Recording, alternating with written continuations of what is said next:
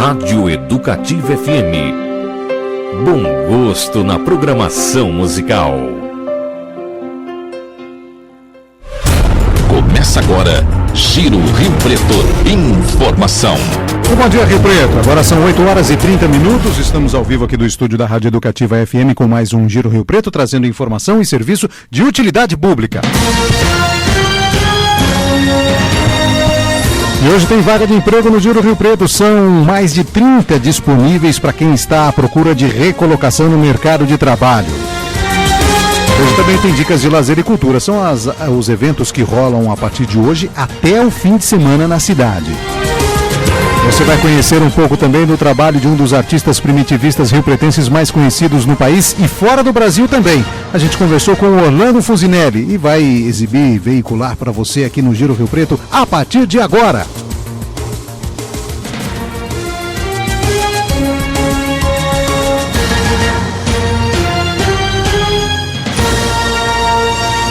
Quinta-feira, 27 de outubro de 2016. Estamos ao vivo do estúdio da Rádio Educativa, sempre mais uma vez, aliás, dando aquele super bom dia para você, desejando uma ótima quinta-feira.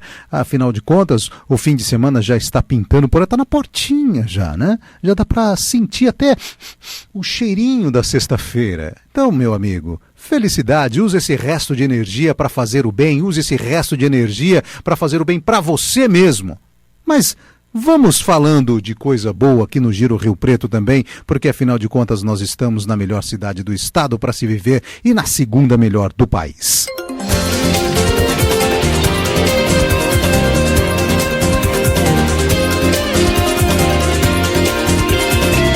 É só conferir a hora, primeiro 8h31. Agora a FAPERP, Fundação de Apoio à Pesquisa e Extensão de Rio Preto, está selecionando trabalhos de mestrado para uma faculdade do Rio de Janeiro. É mais um dos serviços feitos pela Fundação em Rio Preto. Josi de Sá.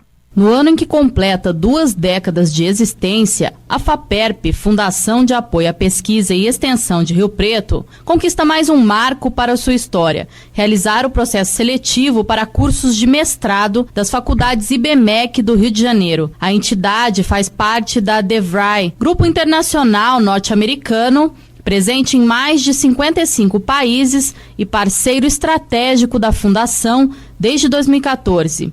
Até o primeiro semestre deste ano, a FAPERP já realizou 19 vestibulares em 6 estados, com mais de 30 mil inscritos. Atualmente, há inscrições abertas para o vestibular da própria FACID, da Damaso, em São Paulo, e estão em andamento outros vestibulares e concursos. As próximas provas irão selecionar candidatos para mais de 50 cursos, incluindo Medicina, Direito e Engenharia Civil. O período de inscrições já está na fase final. O coordenador do Departamento de Concursos da FAPERP, Matheus Tottoli, falou à Educativa sobre o crescimento da FAPERP e suas perspectivas.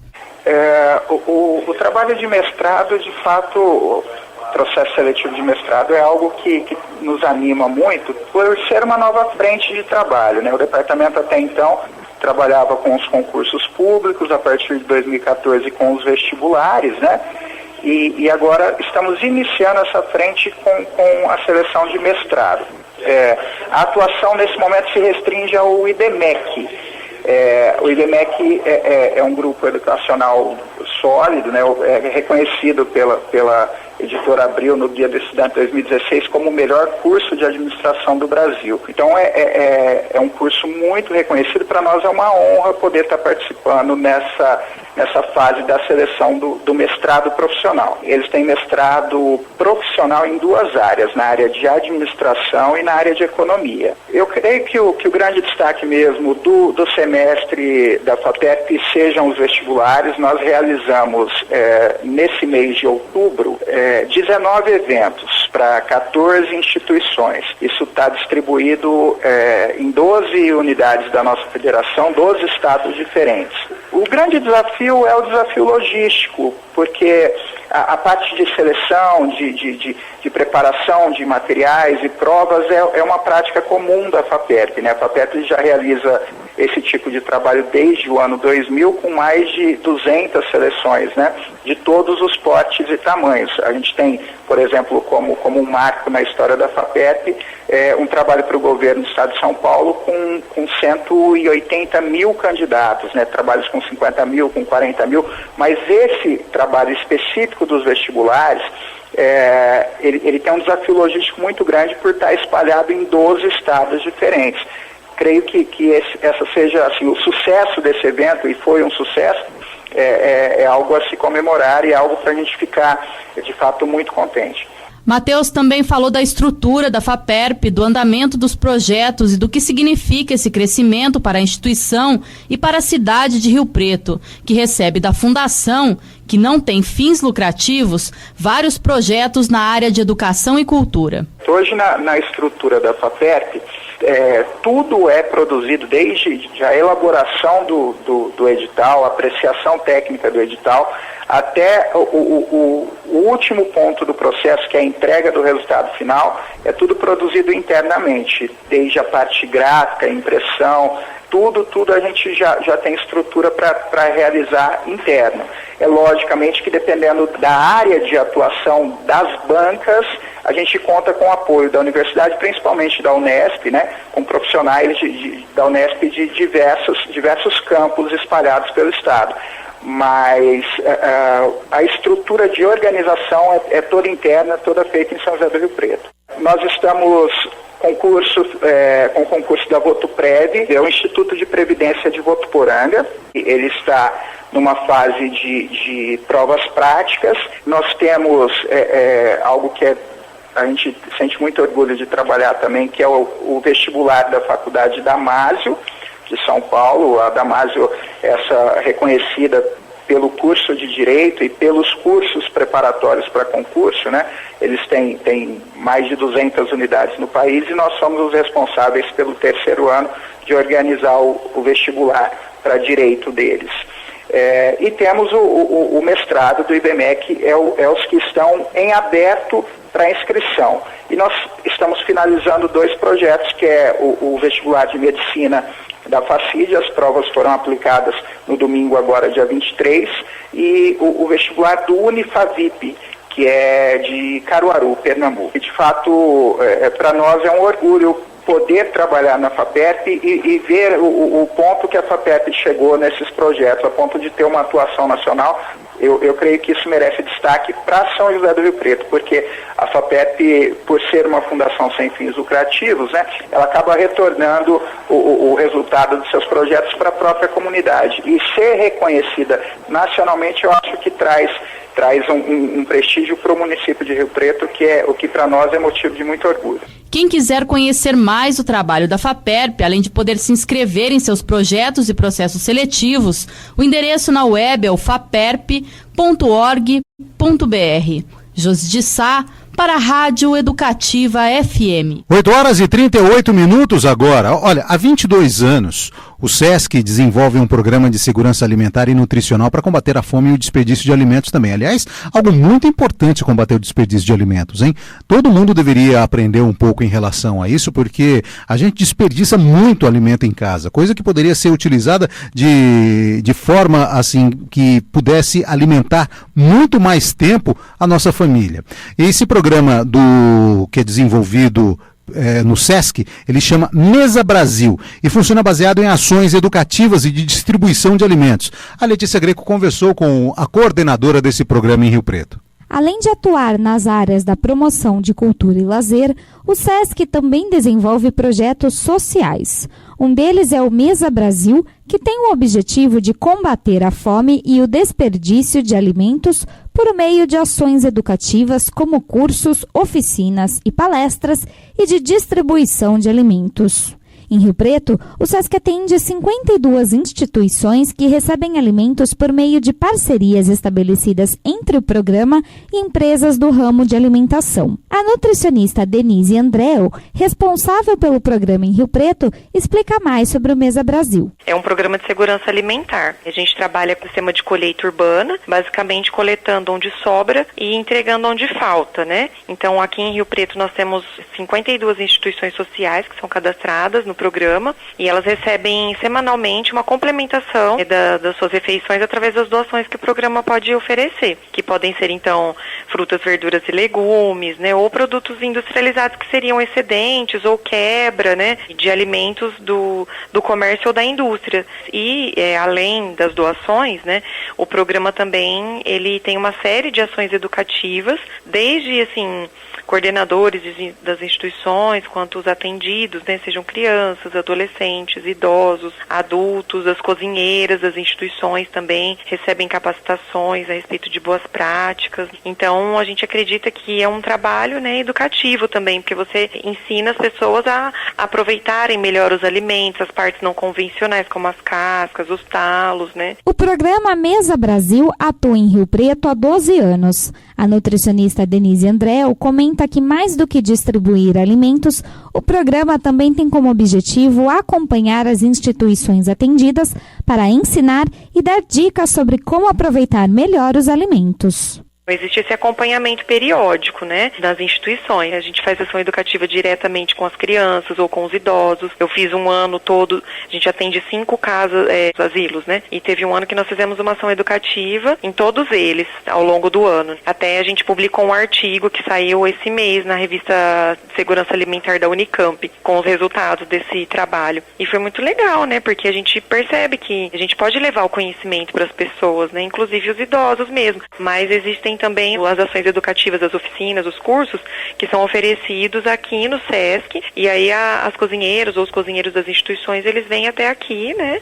para poder participar, e a gente contrata alguns profissionais para poder estar abordando esse tipo de tema com eles, né, desenvolvendo receitas com baixo custo e alto valor nutricional com o aproveitamento integral dos alimentos, ou cursos na área de boas práticas de fabricação para as cozinheiras poder aplicar dentro da cozinha, né. Em Rio Preto, o programa Mesa Brasil conta com 18 doadores e 52 instituições atendidas. No Brasil, as empresas parceiras que doam os alimentos são mais de 3.000, o que possibilita que mais de 1 milhão de pessoas sejam atendidas todos os dias. Denise reitera que o programa do SESC não é um banco de alimentos, mas sim um intermediário entre as empresas que doam e as instituições que recebem. Nós não somos um banco de alimentos, a gente não tem um local para armazenar e para processar. Então a gente tem um caminhão refrigerado, com um motorista e um ajudante, né, em cada veículo, e aí eles passam no período da manhã coletando nos doadores. São supermercados, padarias, confeitarias, casas de massas congeladas, né, pré-prontas, produtores rurais e as indústrias, né, que são parceiros nacionais, que doam lá para a nossa sede, né, em São Paulo, e aí a sede redistribui para as unidades do SESC que tem Mesa Brasil do interior de São Paulo. No final do ano a gente faz um encontro, né, que a gente nesse encontro, então, a gente convida tanto os parceiros quanto as instituições, e aí a gente troca, né, é uma troca de informações, a gente presta contas de tudo que foi arrecadado. As instituições têm a oportunidade de agradecer os doadores, né? Os doadores têm a oportunidade de saber para quem eles estão doando, na verdade, quem está consumindo as doações que eles fazem para o programa, né? A gente percebe quanto mais estreito esse vínculo, né, com os parceiros, maior é a sensibilização e a conscientização deles, né, desse combate ao desperdício, porque querendo ou não eles têm que reduzir também, né, o desperdício dentro das empresas, né. Todos os dados sobre o programa Mesa Brasil podem ser acessados pelo site www.sesc.com.br/Mesa Brasil. Letícia Greco para a Rádio Educativa FM. Tempo e temperatura. 8h43 agora. Se você está acordando agora, você está vendo um solzinho aí fora no céu, né? Mas saiba que quem acordou cedo encontrou um céu carrancudo na cidade, mas estava carregado mesmo, com uma cara de que ia chover a qualquer hora. A previsão diz exatamente isso, que pode acontecer sim, mas também a previsão de que o sol fique mostrando a cara por algum momento do dia aí. A máxima prevista para hoje é de 29 graus. Agora, de estranhar mesmo é a temperatura amanhã e sábado. A mínima cai para 15 na sexta e 13 no sábado. 8h44 agora. Emprego. Vamos lá, hora de anotar então algumas das vagas de emprego disponíveis na Secretaria do Emprego e do Trabalho de Rio Preto. Esta semana tem 33 vagas cadastradas lá. Entre elas, para ajudante de carga e descarga, analista de processos, atendente, mecânico de máquinas pesadas, corretor de imóveis, enfermeiro padrão, entre outras. Para se candidatar, você tem 2 caminhos. Um é o da página da Prefeitura na internet. Mais fácil, mais rápido também, você acessa a página da Secretaria do Emprego e do Trabalho, faz o seu cadastro de qualquer lugar. A outra é indo direto na sede da Secretaria, que fica na Rua Ondina 216, no bairro Redentor. O endereço da página da Prefeitura na internet é o riopreto.sp.gov.br. Eu só citei algumas das vagas que estão disponíveis hoje, mas no total são 33. Boa sorte! Cultura. O próximo sábado, dia 29 de outubro, é o Dia Nacional do Livro. Em comemoração à data, Letícia Greco conversou com uma riopretense de 11 anos que gosta tanto de ler, que já tem uma biblioteca com 5.000 livros. Aos 11 anos de idade, a riopretense Cassiane Carolina Marques já leu mais de 500 livros. O gosto pela leitura foi adquirido desde cedo, a partir do incentivo de uma professora. Mas foi depois de aparecer em uma reportagem que contava a paixão de Cassiane pelos livros que as doações começaram a chegar e hoje a casa da família Marques possui uma biblioteca com mais de 5.000 obras. Cassiane conta melhor como tudo começou. Eu sempre quis aprender a ler, escrever. Aí eu brincava de esconder com os meus irmãos, até que eu entrei no 2º ano do ensino fundamental e conheci a professora Maria Cristina, e foi ela mesmo que me incentivou, e ela dava livros para todas as crianças ler, e aí eu comecei a gostar de ler. Meu primeiro livro foi As Aventuras de Pedro Coelho. Cassiane conta que sempre teve vontade de organizar a biblioteca não só para a própria leitura, mas para incentivar a prática. Ela comenta como a coleção de livros começou a aumentar até virar a biblioteca que hoje atende aos moradores do bairro Lealdade e Amizade. É que eles moravam numa casa de aluguel, né? Então dava para fazer a biblioteca. Eu sempre tive essa vontade de começar a gostar de ler, como eu disse, e também incentivar as pessoas, né? Aí quando eu mudei para uma casa, tipo, que eu ganhei, assim, né? Uma casa própria, assim, na minha casa, minha vida, deu para construir a biblioteca, né? Dava para construir. Só que, no entanto, meus pais não tinham condições, né? Aí foi que saiu no jornal uma reportagem, e a partir dessa reportagem muitas pessoas começaram a me ligar, começaram, até que não tinha mais lugar para colocar livro, a gente não sabia onde colocar, e foi aí que eu ganhei a biblioteca. Eu tenho 5.000 livros. Tem vários temas, tem livros de adulto, livros infantis, livros de fotos de juvenis. Então, tipo, as pessoas pegam, devolvem, mesmo uma biblioteca, né? Tem um quarto assim, né? Tipo, um cômodo assim, que é a biblioteca.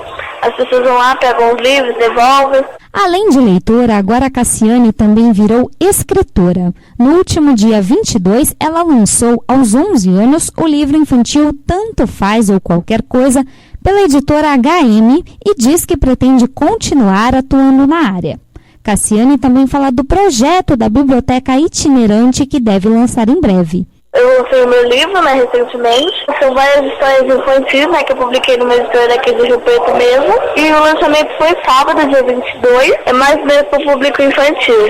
E agora eu quero continuar sendo escritora e ser jornalista também. Eu pretendo continuar lançando, né, os livros, vou continuar escrevendo para lançar outros livros. Só que agora eu tô com o projeto de uma biblioteca itinerante, entendeu? Numa Kombi. Faltam algumas coisas ainda, mas assim que ela já estiver toda pronta, eu vou começar de final de semana em outras cidades. Eu separei, né, alguns livros da Kombi, tem bastante livros já. Vai ser mais ou menos pra ler na hora, eu vou ficar a tarde inteira no lugar. Para comemorar o Dia Nacional do Livro, que acontece no dia 29 de outubro, a Biblioteca Municipal Dr. Fernando Costa promove até o dia 3 de novembro uma exposição com livros em formatos diversos: audiolivro, em braille, livro de pano e de plástico. Para emprestar as obras disponíveis do acervo, basta comparecer à biblioteca com RG e comprovante de residência. Letícia Greco para a Rádio Educativa FM. A Cassiane é realmente um exemplo para todos os pais, principalmente para as crianças também. Aos 11 anos de idade já tem essa biblioteca, essa visão de mundo. Enquanto muitas crianças aí estão pensando aos 11 anos até em começar a namorar, paquerar, ou então com brincadeiras aí que não levam a nada, a Cassiane está aí se informando, criando uma cultura e com toda certeza no futuro ela vai continuar sendo exemplo também.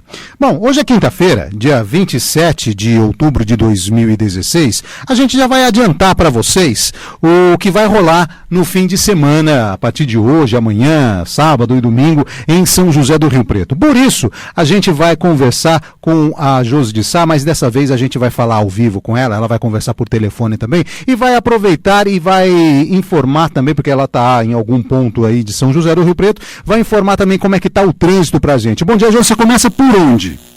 Bom dia, Lúcio, bom dia, ouvintes da Rádio Educativa FM. E é isso aí, Lúcio, hoje eu vou dar a agenda cultural e também o trânsito. Então eu vou começar pelo trânsito, já que eu estou aqui no Paço Municipal, estou aqui no 9º andar da Prefeitura, sede do Governo de Rio Preto, na Avenida Alberto Andaló, aqui no centro, e daqui eu posso visualizar grande parte da Avenida Alberto Andaló. Então já vou deixar o alerta aí para os motoristas que estão vindo sentido bairro, né, sentido José Muniz, centro, pela Alberto Andaló. Esse sentido da avenida aí está totalmente congestionado. Por conta das obras aqui dos corredores de ônibus, principalmente aqui já próximo ao viaduto Luiz Sodré, essa parte da avenida, né, esse sentido da avenida está bem congestionado.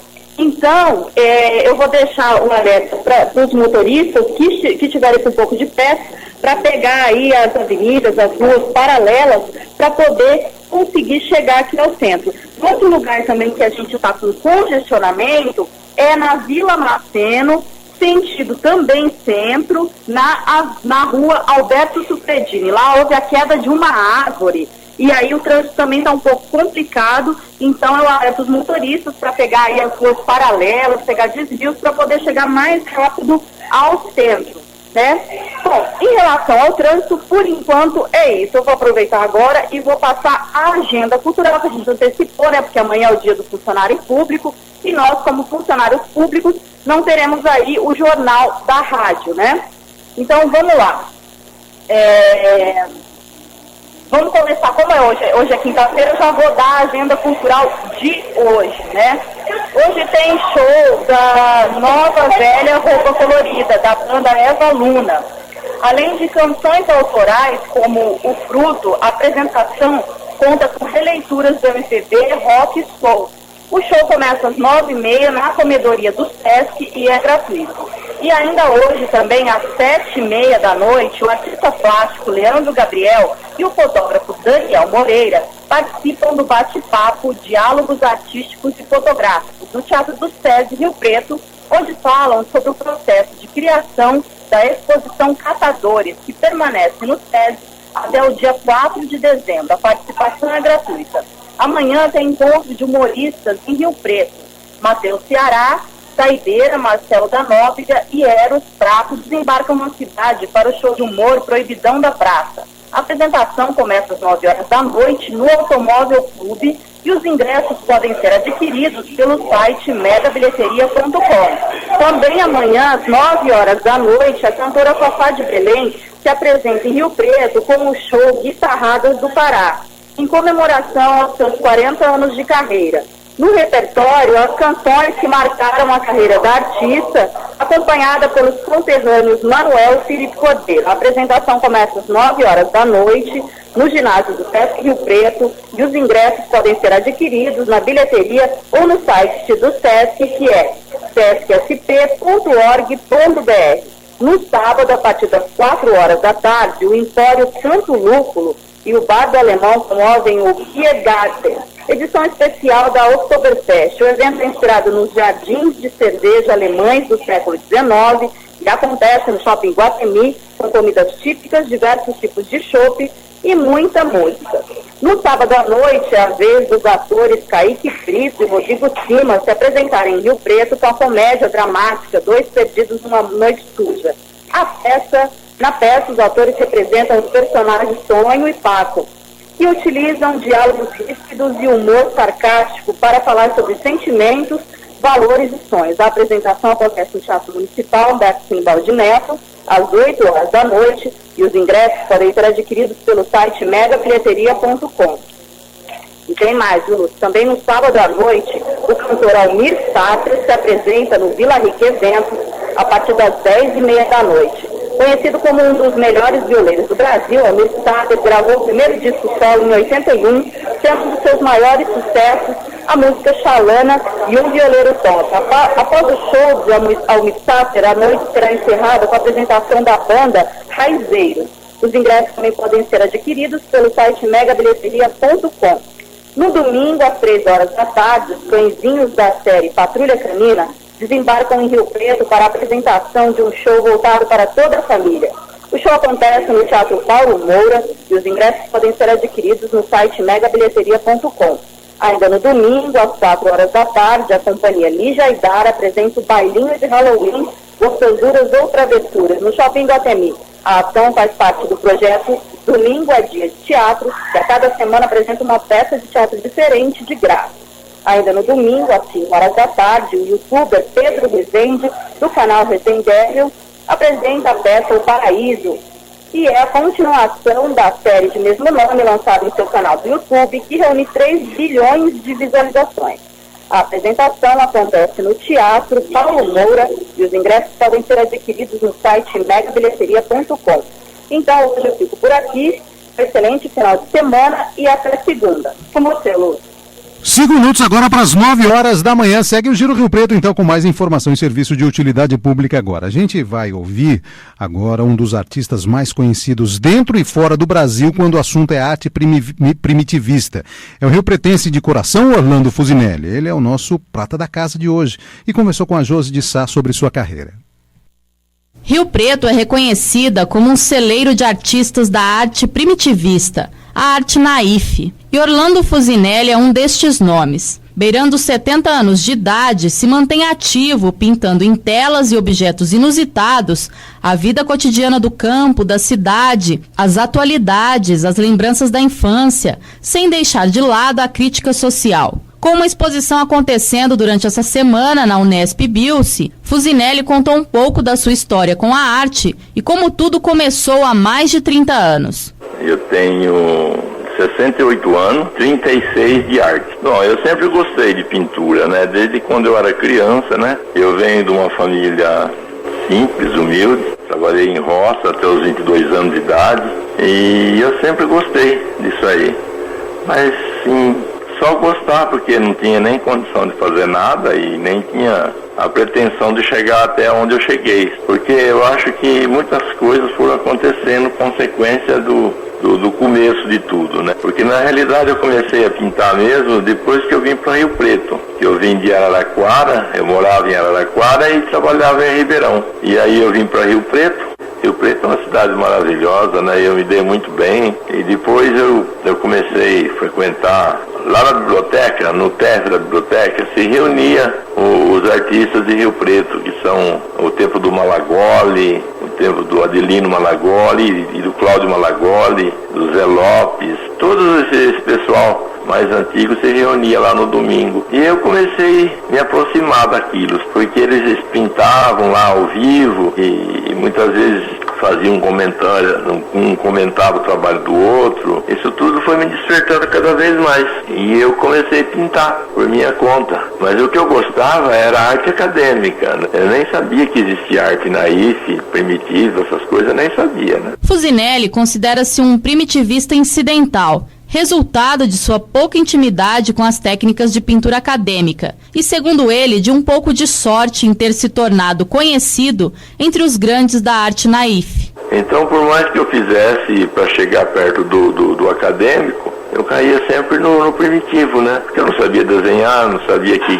tinta usar, não sabia. Então, isso tudo eu fui escutando, aprendendo um pouco. Eu não tinha coragem de perguntar, eu só ouvia. E, graças a Deus, chegou onde chegou, né? E aí, um dia, o Portela, sabe, já falecido, Antônio Portela, que é um dos grandes pintores de Rio Preto, que a gente tem o maior respeito, ele falou assim: senhor Orlando, a pintura do choro é a arte primitiva. Eu falei, o que é arte primitiva? Ele falou assim, é a arte igual do Zé Antônio da Silva. Eu falei, quem é o Zé Antônio da Silva? Ele falou, tem um museu aqui no primeiro andar lá da biblioteca, né? Que era lá antigamente. Vai lá conhecer, vai lá visitar. E aí quando eu fui ver, que eu visitei aquilo ali era o que eu queria, é o que eu estava procurando, porque aquelas cores do Silva me chamavam muito a atenção. Então para mim foi até uma alegria, porque por mais que eu não conseguisse chegar perto da pintura acadêmica, era aquilo que eu gostava, sabe? Eu gostava das cores vivas. E a partir daí eu comecei a pintar, né? Pintar, e antes disso eu não mostrava para os outros que eu pintava. Eu tinha vergonha de mostrar. Aí eu trabalhava no DAEE, que é um departamento do Estado, e o diretor de lá, o José Antônio Ranzani, que foi diretor do SEMAI até, ele falou, não, a gente tem que mostrar o seu trabalho. Aí ele pegou, me pegou e me levou lá na biblioteca, né? E aí eles me convidaram para participar do Salão de Inverno. O Salão de Inverno era um salão para principiantes. Então a partir daí, eu participei. Então a felicidade minha foi muito grande, né? Participar desse salão. A simplicidade dos traços de Fusinelli não se resume às telas. Ele já coloriu objetos reciclados, inservíveis e até simbólicos que dialogam com as novas gerações, como shapes de skates. Está tendo uma exposiçãozinha lá na Unesp, e essa exposição é pinturas em cima de trabalho, assim, de coisas assim variadas, né? Lá tem cabaço, tem caixa de pizza que está pintada, tem tanta coisa lá, sabe? É um monte de coisas assim, sabe? Muitas vezes tem certas coisas que a gente às vezes acabou pegando por falta às vezes de condição financeira para comprar umas telas. Então aí começou a pintar nisso e o pessoal começou a gostar, então daí foi embora, né? Com a experiência, vieram os prêmios, as exposições em grandes museus e galerias pelo Brasil e pelo mundo, que incluem a sede da ONU e até cassinos na Europa. O maior sonho era entrar no salão. O primeiro salão que eu entrei foi em Limeira. Depois, aí você já não sonha mais só entrar no salão. Aí você quer um prêmio. Aí você começa a ganhar prêmios. Depois, daqui a pouco, o prêmio só não é suficiente. Você queria um prêmio aquisitivo, que é o dinheiro. E daí vai aumentando cada vez mais os sonhos da gente. Depois você começa a sonhar em sair fora do país. Então, que nem eu participei fora do Brasil, que nem Portugal 3 vezes, 2 vezes no Cassino de Estoril e uma vez em Lisboa. Depois participei no Museu Olímpico da Suíça, no Canadá, na Dinamarca, Nova York, né? O Museu Internacional de Arte na IFE do Rio de Janeiro, onde que eu já fiz exposição lá, uma individual lá, e onde tem alguns trabalhos meus no acervo. Inclusive agora nas Olimpíadas, para mim foi uma surpresa saber que eu estava participando de uma exposição das Olimpíadas, dos esportes das Olimpíadas, que eu participava com uma tela das meninas do Brasil, relativa ao futebol brasileiro. Daquilo que mais se recorda com orgulho não está telas, prêmios ou exposições internacionais, mas uma palestra que Fusinelli fez a menores infratores. Dialogar com as crianças é outro prazer. Para a diversão delas, o artista sempre esconde 3 cachorrinhos em suas telas. Eu faço muita palestra nas escolas, eu vou muito nas escolas e vem classes, chega até vir classes e visitar minha casa aqui, porque minha casa parece um museu, sabe? Então essas coisas é muito gratificante, mas uma das coisas mais gratificantes que eu tive até hoje foi dar uma palestra lá para os meninos lá da Fundação Casa, sabe? Isso aí foi um presente. Os meus temas preferidos, eu não tenho tema, às vezes tenho críticas em cima, sabe? Que nenhum aí que eu acabei de pintar, que é relativo a essa confusão da Petrobras aí, né? Então tem uma tela bem ligada a isso aí, tem uma outra que se chama Anjos Anônimos, que é relativo ao aborto, e eu comecei a colocar os cachorrinhos, porque a gente vem de família de sítio, então é comum ter muito cachorro lá, né? E a gente tinha 3 cachorros aqui em casa. Tem até hoje, né? Então são quase tudo vira-lata, sabe? Mas a gente ama muito eles. Então aí as pessoas, principalmente as crianças, gostam muito disso, sabe? E eles começam a procurar nos quadros. E quando não encontram, eles falam, mas tá faltando um. Eu falo, não, procura aí que você vai ver que tem. Porque é muito difícil eu esquecer de colocar algum, né? Às vezes acontece, né? Do alto dos seus mais de 30 anos de carreira, Fusinelli dá conselhos para os artistas iniciantes e fala da sua produção atual.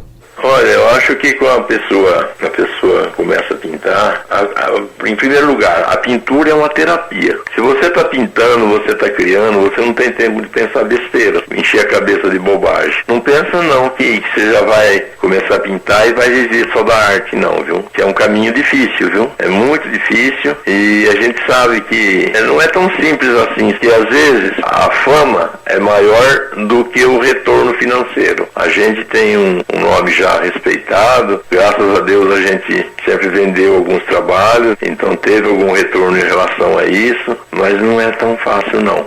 Mas eu tenho muita vontade de continuar pintando, mas já a estrutura da gente já não é tão disponível como antes, né? Mas a gente faz o que pode ainda. A exposição de Orlando Fusinelli, um naif em várias formas, pode ser vista até hoje na Unesp Bilce, até às 10 horas da noite. Josi de Sá, para a Rádio Educativa FM. 9h05 agora. E assim terminamos o Giro Rio Preto desta quinta-feira, 27 de outubro de 2016. Agradecemos a sua audiência. Em nome de toda a equipe da Rádio Educativa FM, eu desejo a todos uma ótima quinta-feira. Eu volto ainda durante a programação, trazendo mais informação e serviço de utilidade pública para você. O Giro Rio Preto só volta agora na segunda-feira, porque amanhã é dia do funcionalismo público e a gente está de folga na sexta e no sábado também, então a gente só volta na segunda-feira. Então já desejo para vocês também um ótimo fim de semana. O Giro Rio Preto é uma produção da equipe de jornalismo formada por mim, Lúcio Ramos, na apresentação, e as repórteres Josi de Sá e Letícia Greco, Alex Silva e Wilson Sanz nos trabalhos técnicos e a programação musical que segue a partir de agora, feita por Iael Costa. Tchau, obrigado mais uma vez e até daqui a pouco.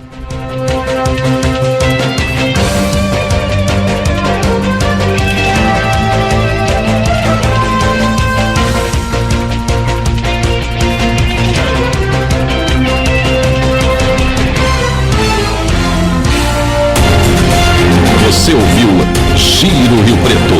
Informação de qualidade. Você está na Rádio Educativa FM 106,7.